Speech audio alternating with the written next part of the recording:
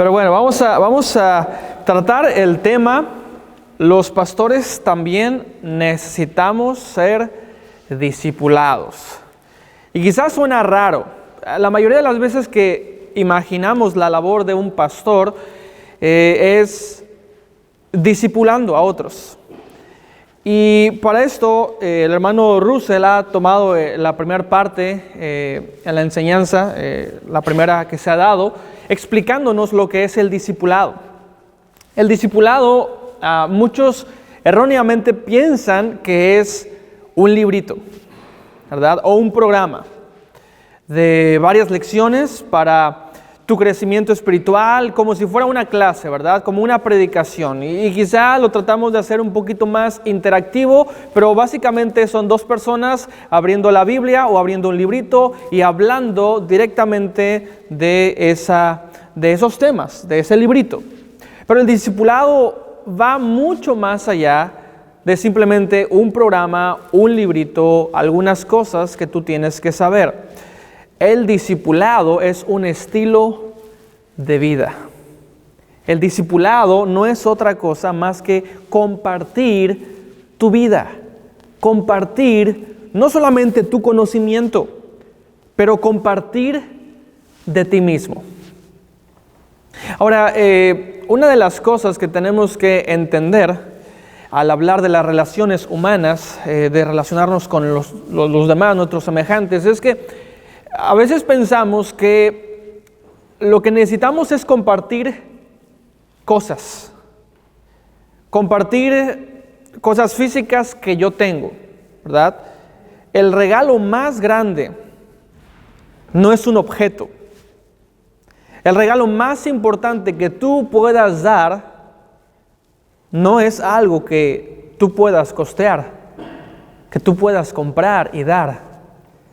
El regalo más grande que tú puedes dar es darte a ti mismo, dar tu vida. Y eso básicamente lo que hizo nuestro Señor Jesucristo. Él es el dador por excelencia. Y Él mismo no solamente dio su vida para ser crucificado, pero Él juntó a un grupo de personas.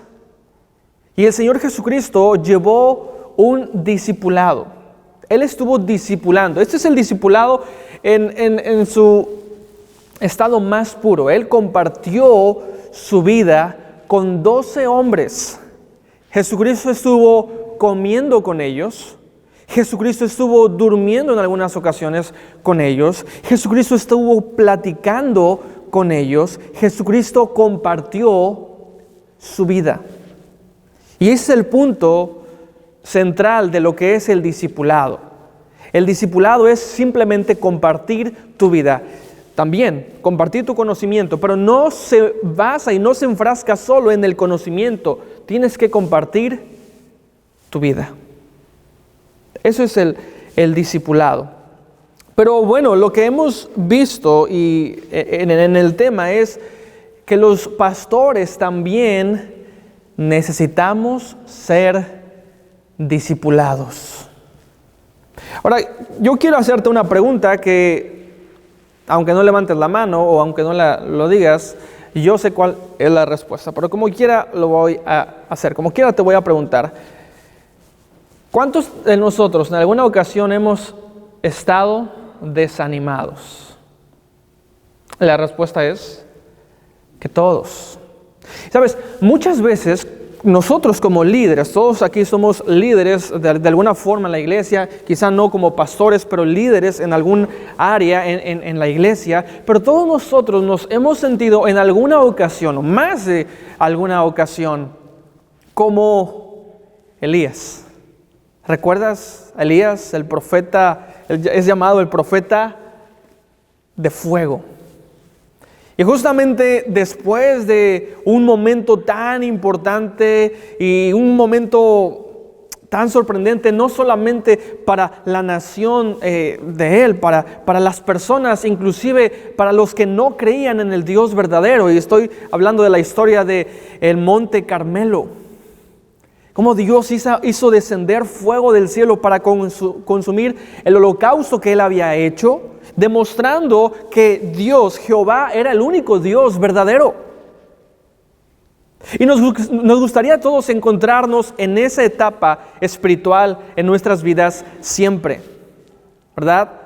Logrando el éxito ante los ojos, las miradas atónitas de las personas a nuestro alrededor, demostrando que Dios puede hacer grandes cosas a través de nosotros.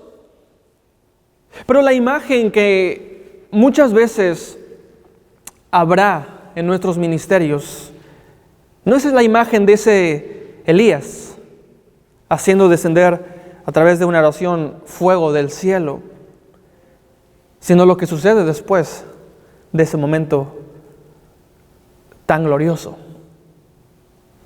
Él recibe una amenaza y resulta ser que Elías se siente solo. ¿Alguna vez te has sentido solo en el ministerio?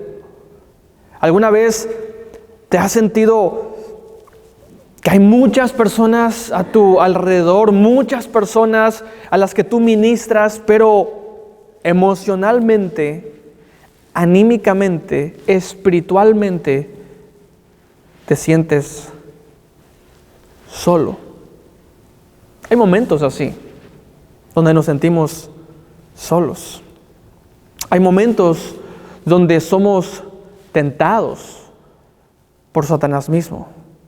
Y lo que Elías cree, lo que él piensa y su angustia al huir de esa amenaza que hace Jezabel, la malvada esposa del rey Acab, su pensamiento es: soy el único que permanece. Y si tú lo ves de esta forma, creo que el desánimo de Elías tenía que ver con un entendimiento incorrecto de lo que era básicamente el discipulado.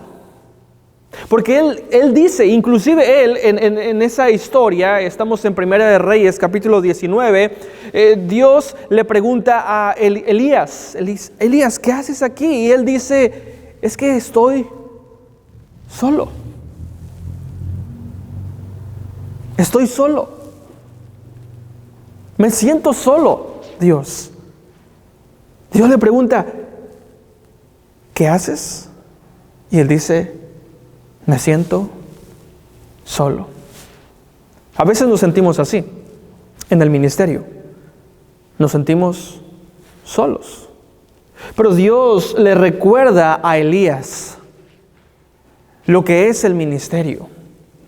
Y Dios le dice al profeta Elías, levántate, porque yo haré que aún queden 7,000 personas cuyas rodillas no se doblen ante esos ídolos falsos. Levántate y sigue caminando, sigue en la vida. Aunque es difícil ministrar a las personas, hazlo, porque yo voy a hacer que te encuentres con personas que te van a ayudar.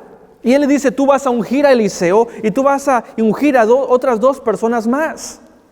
Y tiempo después, Elías encuentra una gran ayuda, una gran motivación para su ministerio en el que sería su discípulo, Eliseo. Pero también Elías, creo yo, en ese sentido es ministrado a través de ese joven, el profeta Eliseo. Y es bien interesante la dinámica que ocurre en nuestras iglesias, porque la mayoría de las personas en nuestras iglesias, ellos quizá no se imaginan o no se sienten lo suficientemente capaces como para motivar a un pastor desanimado, aunque quizá lo esté. Ahora, resulta que también muchos de nosotros tratamos de mantener una imagen como pastores y pretendemos hacerles creer a las personas que estamos bien, cuando evidentemente no estamos del todo bien. Pero algunas personas quieren ver superhéroes. Algunas personas en la congregación quieren ver pastores que nunca sufren, que nunca tienen momentos malos o momentos difíciles. Quieren ver ese tipo de personas que sin duda no existen. Ahora recuerda, y hace un momento al dividirnos en las oraciones, yo recordaba y ponía un énfasis en Jesucristo mismo, ¿verdad? Jesucristo mismo, Él siendo Dios encarnado, Él habló con sus discípulos y les compartió lo que había en su corazón. Él les dijo, mi alma está triste hasta la muerte. Vemos aquí a un Jesús más humano que nunca. Él habla con sus discípulos, les habla acerca de sus aflicciones, pero también les pide ayuda. Hermanos, y como pastores nosotros necesitamos reconocer que necesitamos ayuda. Tú y yo no somos seres independientes, tú y yo somos seres dependientes. Por supuesto que necesitamos de Dios, pero también necesitamos los unos de los otros. También necesitamos de otras personas. Ahora, tengo ahí el bosquejo y el primer punto es discipular, es nuestro llamamiento como pastores. Y sabes, el Señor Jesucristo en la Gran Comisión, si vas conmigo a el libro de Mateo capítulo 21, en el llamado y muy conocido pasaje de la Gran Comisión, Jesucristo dice a sus discípulos en el versículo 19, por tanto, id. En otras palabras, Jesucristo dice, vayan.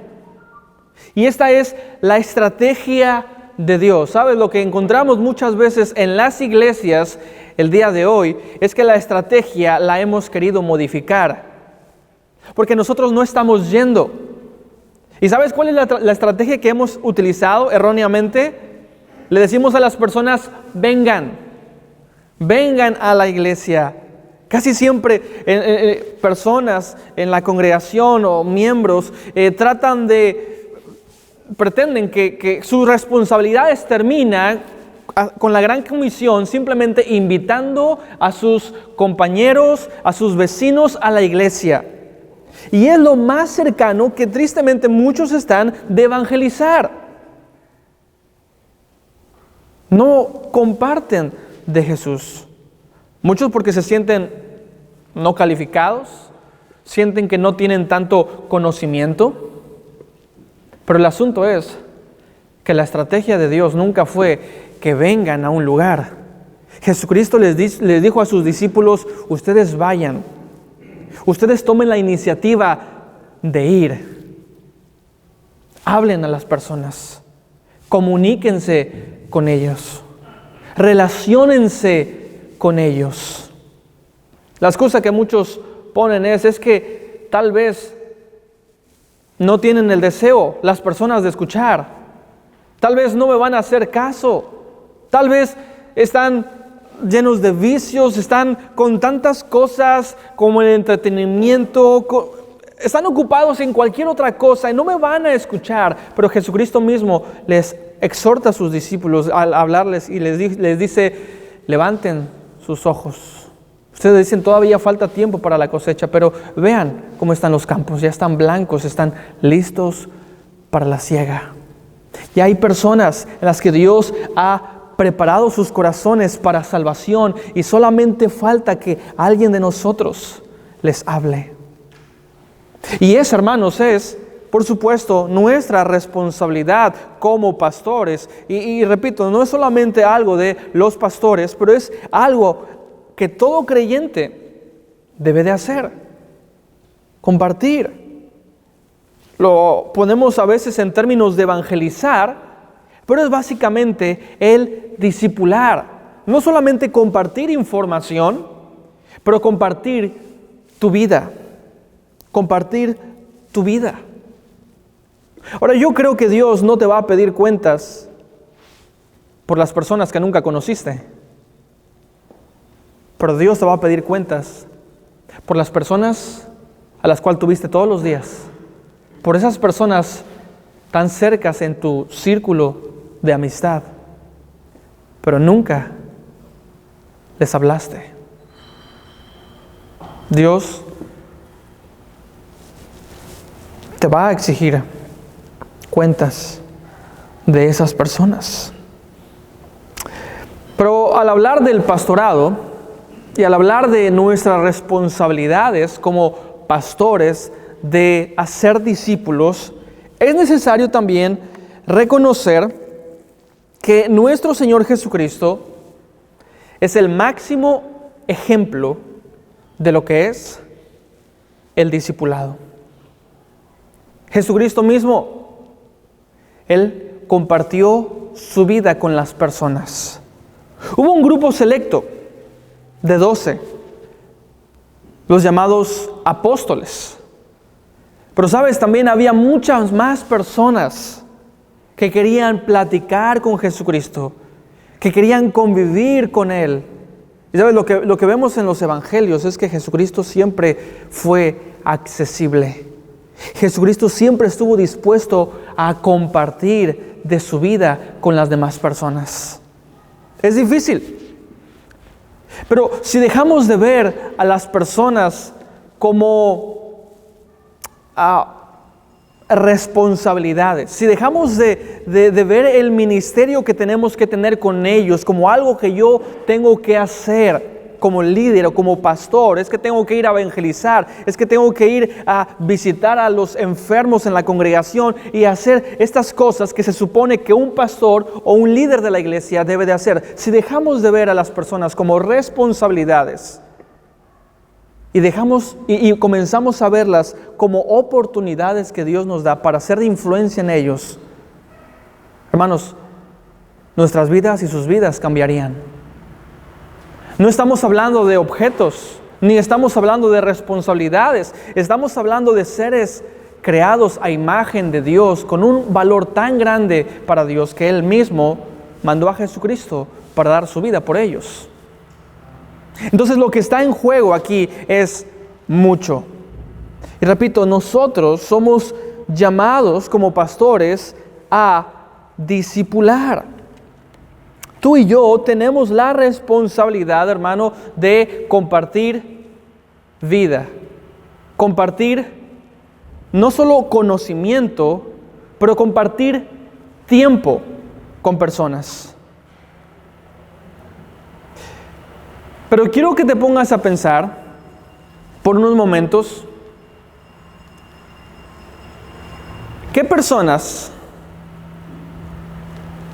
¿con qué personas actualmente yo estoy platicando? ¿Cuáles son las personas con las que yo estoy interactuando? Y repito, tenemos que entender que el discipulado debe de ser un acto voluntario. El discipular es algo que tú decides y debes de entenderlo como tal. Una gran responsabilidad que tú tienes, pero no es solo una responsabilidad, es un privilegio. Compartir de tu vida, compartir de tu tiempo con otros. Estoy seguro que no ha habido un hombre tan ocupado como el Señor Jesucristo mismo. Y sabes, a veces nosotros como pastores o líderes podríamos tener como excusa o pretexto por el cual a veces no interactuamos con las personas y nos excusamos porque no tengo tiempo. Sabes, a veces llegamos a creer que nuestra responsabilidad como pastores es preparar bosquejos, ¿verdad? Hacer este tipo de cosas de oficina y llegamos a creer que es mi responsabilidad simplemente predicar sermones. Pero nuestra real plataforma no está detrás de un púlpito. La estrategia de Dios no fue así, sino que Él sabía que la forma en la que Él cambiaría el mundo no era solo a través de compartir sus enseñanzas a un grupo numeroso, sino a través de un grupo de personas. Jesucristo escogió personas para compartir su vida. Ahora quiero preguntarte, ¿qué personas estás escogiendo tú para compartir con ellos? ¿Qué personas? Y puedes pensar quizá actualmente en rostros, en nombres, pero ¿qué personas has escogido tú para hacer lo mismo que hizo el Señor Jesucristo hace mucho tiempo? Y sabes, es bien interesante, pero Jesucristo Él no escogió a sus discípulos exclusivamente para enseñarles las cosas del Talmud o de la Torá. Jesucristo los escogió simplemente para pasar tiempo con ellos. Y por supuesto, hubo enseñanzas también. Y debe de haber una capacitación, debe de haber información que transmitir. Pero sabes, el punto es, tenemos que compartir nuestra vida. No solo conocimiento, pero tenemos que saber cómo aterrizar el conocimiento que tenemos en la vida práctica de las personas. Porque cada ocasión con la que interactuamos con las personas, debemos de entender que estamos platicando con personas que tienen familiares enfermos, con personas que tienen problemas económicos, con personas que tienen problemas relacionales también, una familia disfuncional. Y tenemos que saber cómo aterrizar ese conocimiento bíblico en sus vidas prácticas. Repito, si vemos nuestro ministerio solamente como lo que yo puedo hacer y se trata solo de mi imagen pública, estaremos perdiendo una gran oportunidad, hermanos. El ministerio, repito, no se trata de tu imagen pública. El ministerio se trata de las personas. Tenemos que aprender cómo llegar a esas personas a través de compartir tiempo, de compartir nuestra vida con ellos. Pero la segunda cosa que necesitamos saber, ya hemos visto que discipular es nuestro llamamiento como pastores y repito, esto ya quizá gran parte el hermano Russell nos lo ha dejado bien en claro en la primera enseñanza, pero me gustaría tratar de tomar un tiempo un poquito más extenso hablando de este segundo punto, que es, como pastores, ser discipulados es nuestra valla protectora como pastores. Ser discipulados es nuestra valla protectora como pastores. Y es aquí donde comienza lo raro, ¿verdad? Porque la mayoría de las veces pensamos otra vez en pastores, que son los que deben de hacer todo el trabajo, son los que animan, son los que discipulan, son los que comparten su tiempo con los demás. Pero pocas veces nos vemos como personas que deben de recibir también de otros. Si te pones a pensar en esto, el apóstol Pablo mismo, él nunca viajaba solo. O sea, sabemos que el apóstol Pablo siempre viajaba con un grupo de personas. Había un staff, había un grupo de personas que estaban con él. Porque aún siendo el apóstol Pablo, creo yo que él sabía la necesidad que tenía de ser influenciado por otras personas en su ministerio. Ahora, un caso muy evidente es el caso de Timoteo. Timoteo, que era un pastor también, un joven pastor. Pero sabes, cada Timoteo necesita un Pablo. Cada Timoteo necesita un Pablo. Y yo quiero preguntarte, hermano, ¿estás siendo discipulado por otras personas en el ministerio? O sea, hablando ministerialmente. ¿Y quiénes son esas personas? Con las cuales tú puedes contar. Con las cuales tú puedes en algún momento clave pedir un consejo. O más bien, ¿aceptas el consejo de otras personas o pides el consejo de alguien más? A veces hay cierta arrogancia como pastores y llegamos a creer que como nosotros tenemos esa influencia y nosotros tenemos esa autoridad en la iglesia, podemos tomar decisiones a veces sin considerar ni a Dios ni a otras personas que pudieran dar un consejo. Lucas capítulo 6, el versículo 39 nos dice esto. Dice, el Señor Jesucristo estaba hablando de una parábola y les decía una parábola. ¿Acaso puede un ciego guiar a otro ciego? ¿No caerán ambos en el hoyo? Y más adelante él dice, ¿por qué miras la paja que está en el ojo de tu hermano y no echas de ver la viga que está en tu propio ojo? ¿O cómo puedes decir a tu hermano, hermano, déjame sacar la paja que está en tu ojo, no mirando tú la viga que está en el ojo tuyo? Y Jesucristo dice, hipócrita, saca primero la viga de tu propio ojo y entonces verás bien para sacar la paja que está en el ojo de tu hermano. Y con este pasaje me gustaría hablar de dos cosas. En primer lugar, que hay una necesidad básica en el discipulado. Hay una necesidad básica en el discipulado y la necesidad es ver correctamente.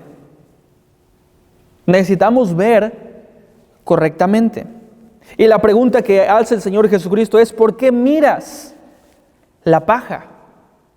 ¿Por qué miras la paja de otra persona?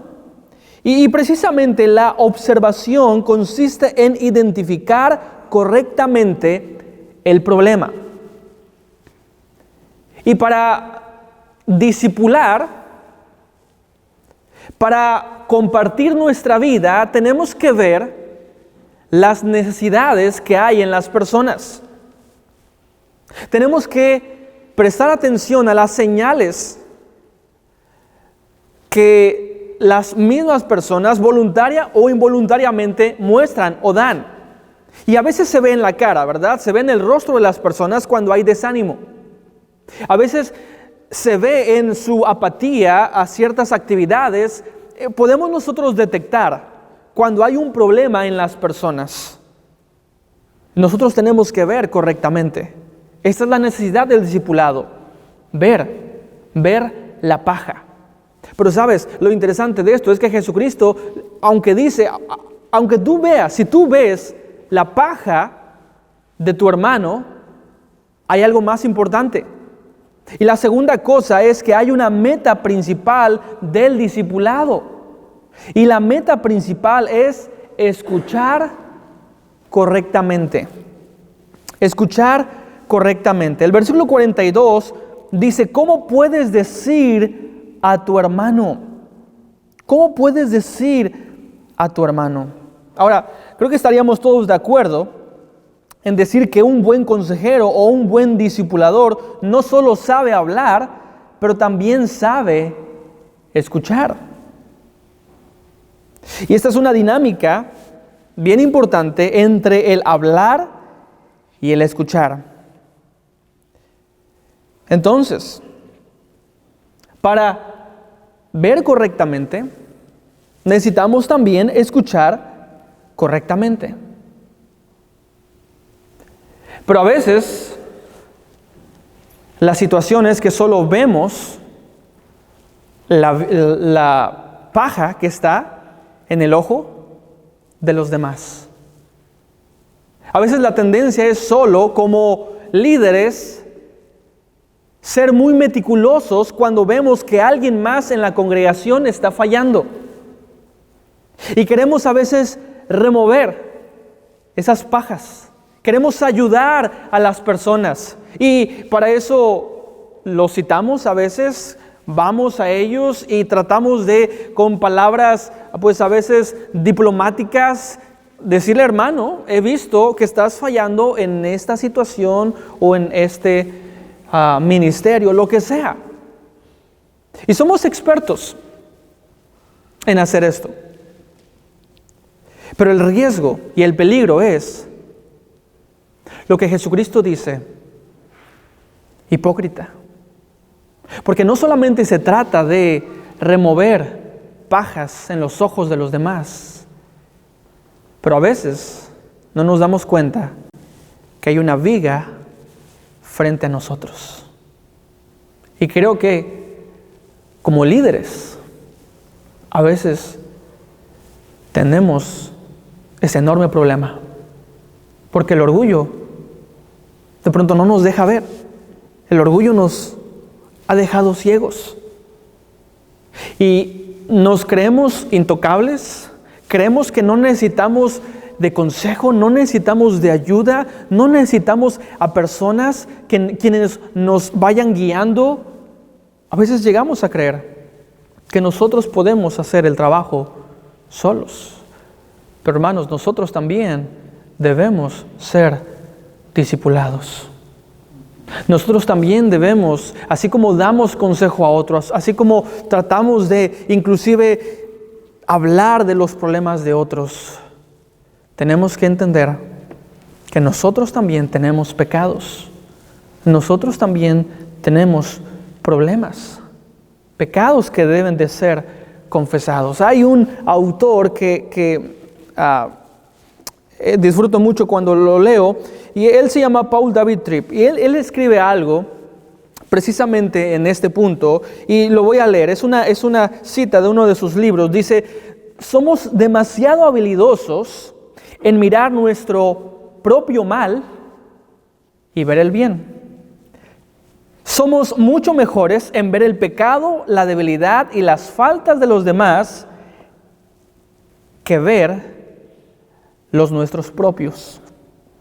Todos somos buenos en ser intolerantes con los demás de las mismas cosas que voluntariamente toleramos en nosotros mismos. Y él termina la frase diciendo: también tendemos a ser ciegos a nuestra propia ceguera. Y pregunta: ¿qué significa todo esto? Significa que la evaluación personal correcta es un producto de la gracia.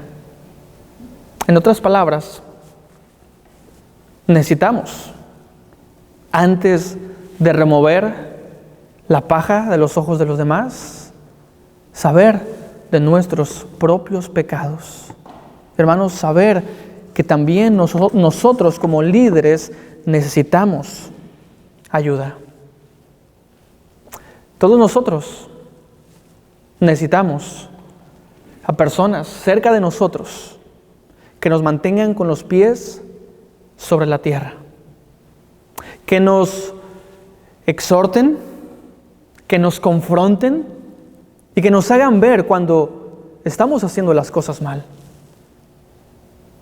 No podemos darnos el lujo, hermanos, de no escuchar el consejo de otras personas. ¿Sabes? Tú y yo necesitamos el consejo. Tú y yo necesitamos ser discipulados. ¿Por qué?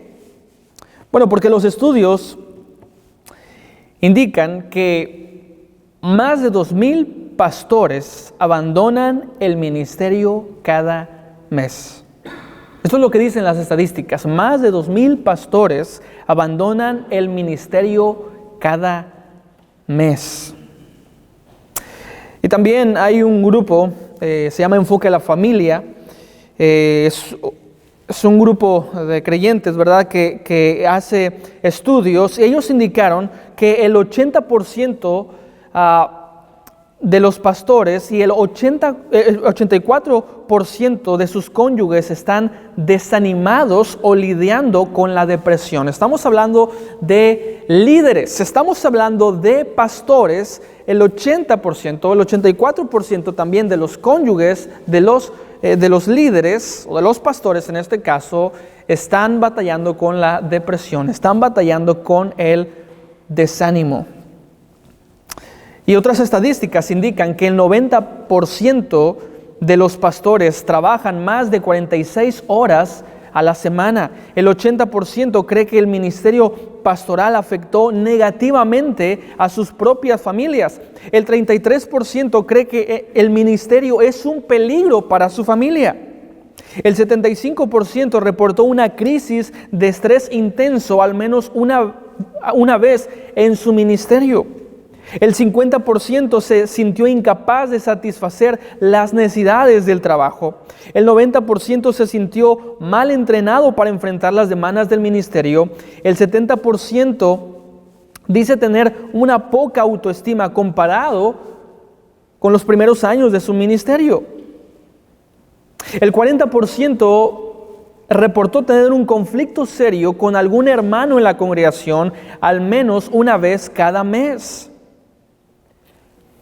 Y el 37% confesó haber estado involucrado en conductas sexuales inapropiadas con alguien de la iglesia. El 70% de pastores o líderes en la iglesia confiesan no tener un amigo cercano. Estas son estadísticas y podríamos hablar, pensar, bueno, son números finalmente, pero detrás de estos números existen personas.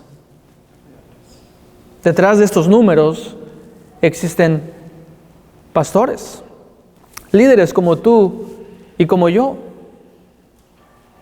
Pero hermanos, el punto aquí es que necesitamos ayuda. Tú y yo tenemos una labor. Nuestra responsabilidad es hacer discípulos. Pero tú y yo también tenemos un peligro por nuestro pecado. Y tú y yo también necesitamos ser discipulados. Esa es una valla protectora como pastores para evitar que nos deslicemos, para evitar que lleguemos a lugares que Dios ha prohibido. Pero hermanos, necesitamos la ayuda de otras personas. Y creo yo que es aquí donde entran los pastores con más experiencia. Es aquí donde entran esos pastores que Dios permite que nosotros tengamos cerca, pero tenemos que ser lo suficientemente humildes para abrir nuestro corazón, para hablar de nuestros problemas, para pedir consejo. Porque la tendencia es, pero es que yo soy pastor. ¿Cómo yo puedo confesarle a otra persona mi problema si yo soy el pastor? Pero hermanos, todos somos humanos. Todos necesitamos la ayuda de Dios, pero también la ayuda de otros en el ministerio. Ahora la pregunta, el tercer punto, la pregunta que viene ahí, la pregunta es, ¿quién te está discipulando en tu ministerio? ¿Quién te está discipulando en tu ministerio? Y sabes, ahí hay tres opciones. Tres opciones de grupos o de personas que sin duda te están discipulando. Ahora, discipular, repito, es simplemente compartir vida, compartir consejos, compartir situaciones. Y todos nosotros deberíamos de buscar ser discipulados por Natanes. Todos nosotros deberíamos de buscar ser discipulados por un Natán. ¿Recuerdas la historia de David, verdad? Cuando él pecó con Betsabé. Pero él mantuvo ese secreto durante mucho tiempo. Y quizá tú como pastor o como líder tienes alguna tentación, algún pecado que has escondido por algún tiempo y tú crees que va a seguir así, escondido. Pero tarde que temprano Dios va a sacar toda la luz. Así como lo hizo con David.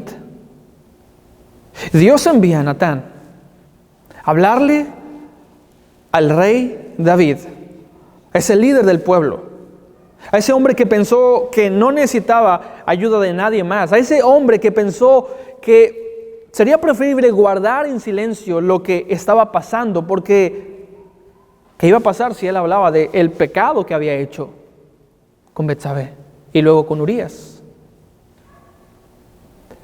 Pero Dios manda a Natán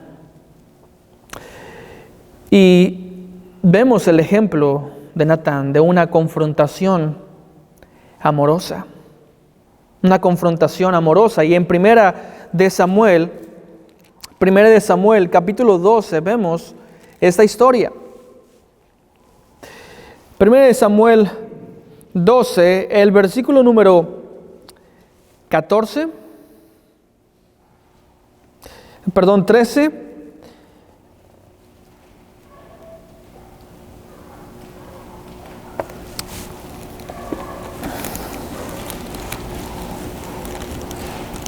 Perdón, no es este.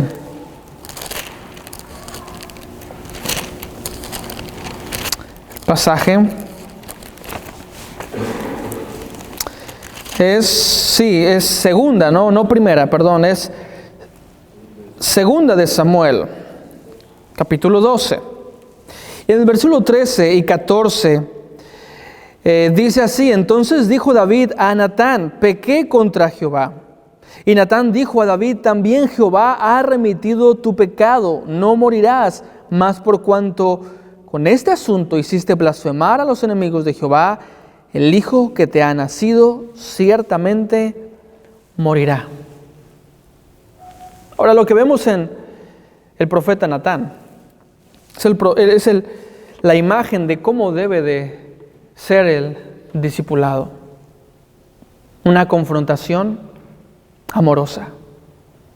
Necesitamos, hermanos, ser confrontados con nuestro pecado. Hay algo que es una práctica muy saludable en los líderes de la iglesia, que es la rendición de cuentas. Es básicamente tomar a un grupo de personas y abrir tu corazón con ellos, contarles tus luchas, contarles tus pruebas, abrir tu corazón con ellos, decir realmente cómo está tu vida. La mayoría de nosotros quizá no nos atreveríamos a hacer esto, pero sabes, es una valla protectora para nuestro ministerio.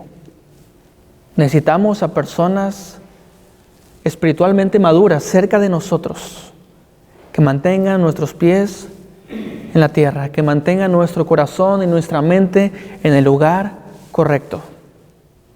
De otra manera, es un peligro. Es un peligro. Así que debemos de orar, hermanos, por Natanes en nuestros ministerios. Debemos de pedirle a Dios que nos dé personas así, que nos amen lo suficiente como para decirnos cuando estamos mal. Recuerda, tú y yo no somos perfectos. Tú y yo no somos super cristianos. Tú y yo necesitamos también ser discipulados. Pero sabes, lo que pasa es que la mayoría de nosotros como pastores más bien tenemos la tendencia de ser discipulados o recibir el consejo como Roboam lo busca. ¿Sabes? El modelo Roboam es el modelo aconsejado por los amigos, aconsejado por los cuates, ¿verdad? Segunda de Corintios, capítulo 10. Segunda de Corintios 10 está el pasaje. Salomón, el padre de Roboam, ya muerto, y Segunda de Crónicas 10:8. Oh, perdón, no sé si dije, seguramente sí dije Corintios, es Crónicas, Segunda de Crónicas 10:8. Gracias, hermano. Pero dice así el pasaje, dice: pero Roboam rechazó el consejo que le dieron los ancianos y consultó más bien con los jóvenes que se habían criado con él, que estaban a su servicio. Ese es el problema.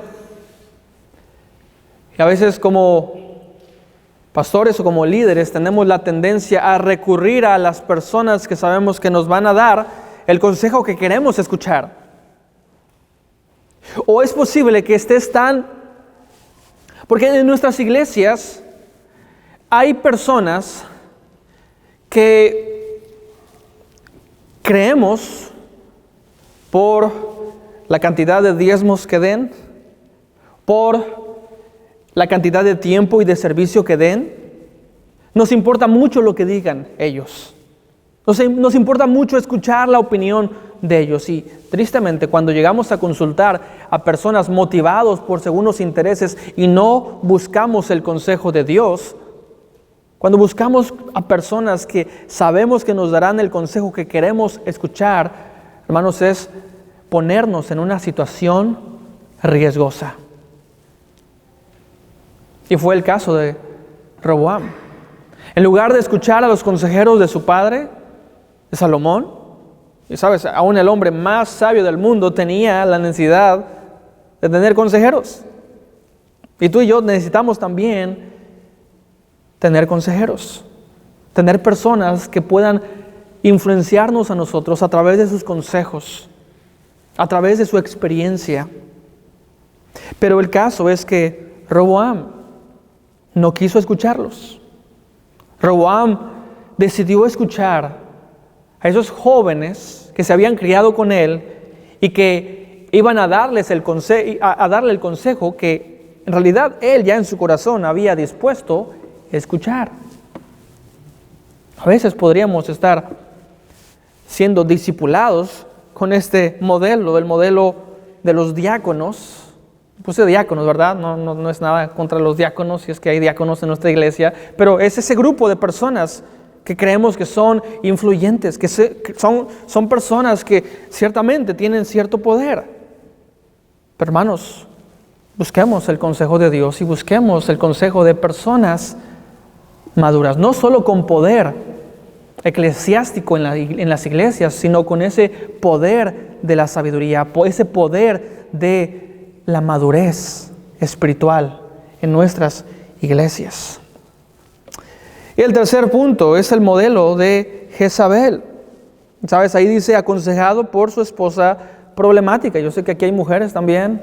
Y no sabía que iba a haber mujeres. Si no hubiera puesto este punto. No se crean. No, pero suele pasar, hermanos, que a veces como líderes estamos más preocupados por lo que la esposa dice que por lo que Dios dice. Ahora, tenemos que reconocer, y yo mismo sé que mi esposa, a través de su consejo y a través de su forma de ver las cosas, ha aportado mucho sabiamente en el ministerio en el que Dios me ha puesto en este lugar, pero es un riesgo, por supuesto, cuando escuchamos más lo que la esposa tiene que lo que la esposa tiene que decir que lo que Dios u otros hombres maduros tienen que decir. Y obviamente eso depende mucho de la esposa, o depende mucho de la mujer, que tan madura es.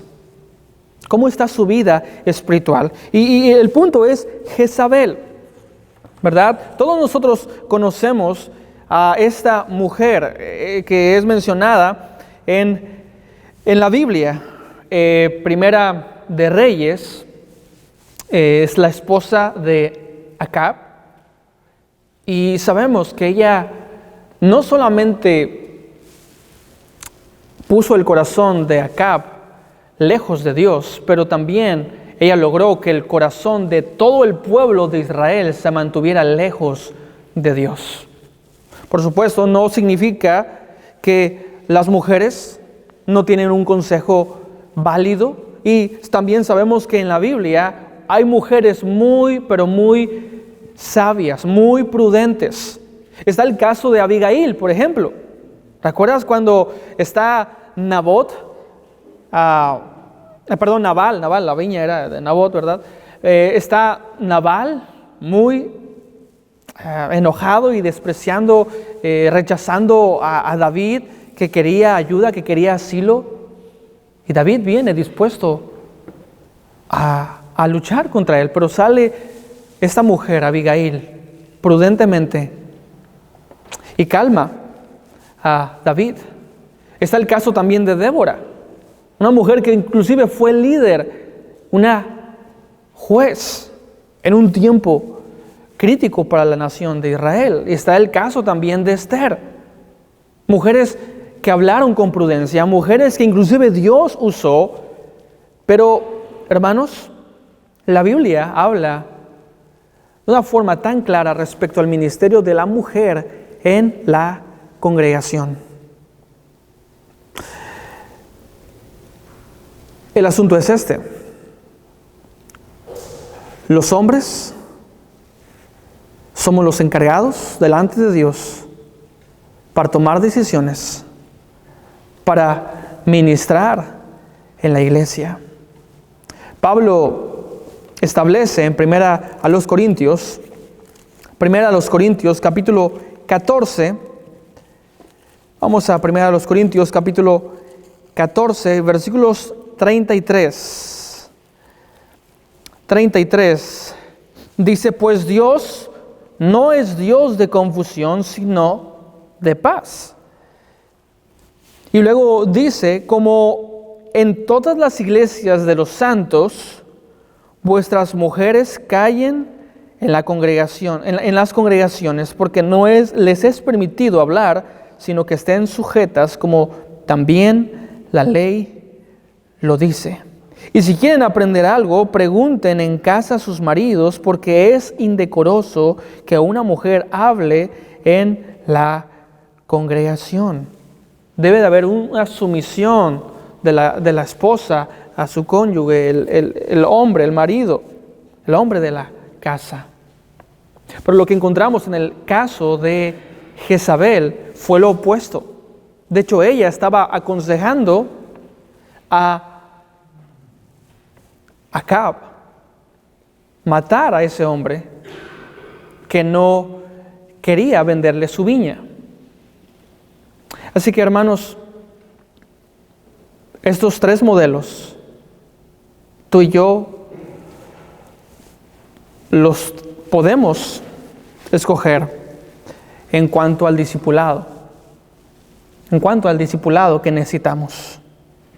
Está el ejemplo de Natán, está el ejemplo de esos amigos de Roboam, y está el caso de Jezabel.